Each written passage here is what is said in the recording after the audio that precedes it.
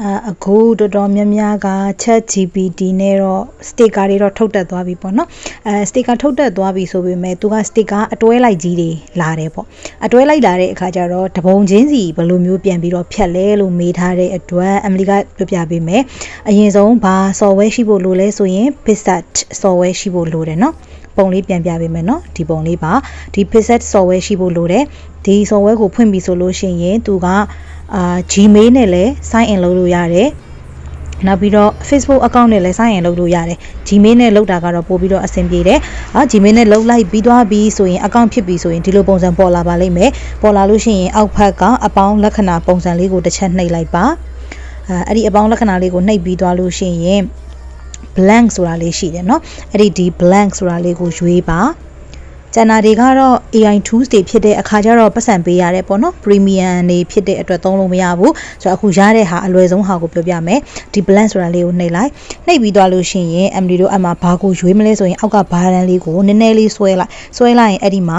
add photo နော်ဒီမှာ text တို့ add photo လို့ရှိတယ်အဲ့ဒီ add photo ကိုနှိပ်လိုက်ပါနှိပ်ပြီးသွားရင်ကို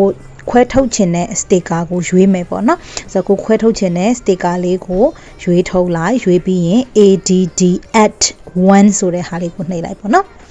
ရလာပြီးတော့လို့ရှိရင်တပုံချင်းစီခွဲထုတ်မှာဖြစ်တဲ့အတွက်အောက်ကဘားတန်းမှာ crop ဆိုတာလေးရှိတယ်အဲ့ဒီ crop ဆိုတာလေးကိုနှိပ်ပြီးတော့ကိုထုတ်ချင်တဲ့တပုံချင်းစီကိုရွေးရမှာဖြစ်တယ်အဲ့ဒီမှာနီလန်း2မျိုးပြောပြမယ်ပထမတစ်ခုကတော့ပုံကိုရိုးတန်းဒီတိုင်းလေးပဲဖြတ်လိုက်တာ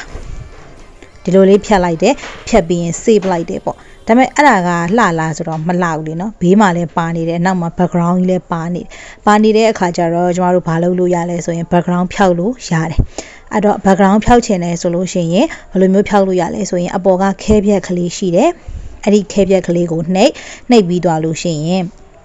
person တို့ face တို့ closest တို့ sky တို့ head တို့အောက်မှာရှိတယ်ကိုကလူပုံကိုယူကျင်တာဖြစ်တဲ့အတွက် person ကိုနှိပ်လိုက်မယ်ပေါ့နော်နှိပ်လိုက်လို့ရှိရင် background ပျောက်သွားပြီဒီလူပုံလေးကိုပဲသူဖြတ်ပေးထားတယ်ဒါပေမဲ့ဘေးမှာကပေါ်နေသေးတဲ့အတွက်ကျမတို့ကခဲပြက်ပုံလေးကိုနှိပ်လိုက်နော်အဲ့မှာ site ကိုရွေးပြီးတော့ဒီဘေးကမလိုချင်တဲ့ဟာတွေကိုအဲ့ဒီခဲပြက်ကလေးနဲ့လိုက်ပြီးတော့ဖြတ်လိုက်ပါကိုအသေးစိတ်လုပ်ရင်လုပ်တလောက်သူကလုပ်လို့ရတယ်ပေါ့နော်ဆိုတော့ခဲပြက်လေးနဲ့လိုက်ပြီးတော့ဖြတ်လိုက်ပေါ့နော်သူဖြတ်ပေးတာတော့တော်တော်ညီနေပါပြီပေါ့နော်ခဲပြက်လေးနဲ့လိုက်ပြီးဖြတ်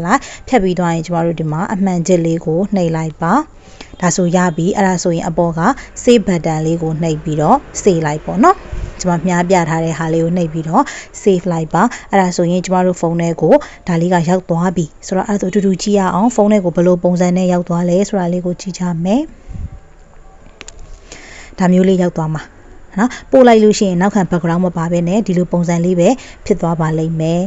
နော်အဲ့ဒါကို Telegram မှာဖြစ်ပေါ့နော်စမ်းပြီးတော့ပို့ကြည့်လို့ရတယ်ပေါ့နော်ဆိုတော့ဘယ်မှာဖြစ်ပို့လို့ရတယ်ကိုသုံးတဲ့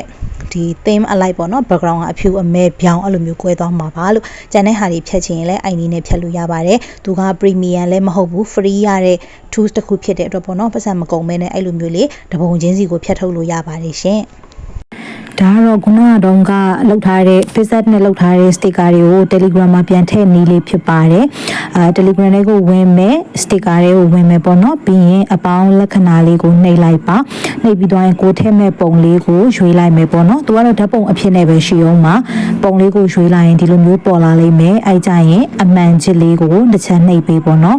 ခရမ်းရောင်အမှန်ချစ်လေးကိုနှိပ်ပြီးရင်အောက်ဆုံးက add to sticker set လေးကိုရွေးပေးပါပြီးရင် new sticker set ဆိုတဲ့အပေါင်းလက္ခဏာလေးကိုနှိပ်ပေးနော်ပြီးရင်ကိုပေးခြင်းတဲ့နာမည်လေးပေးပေါ့နော်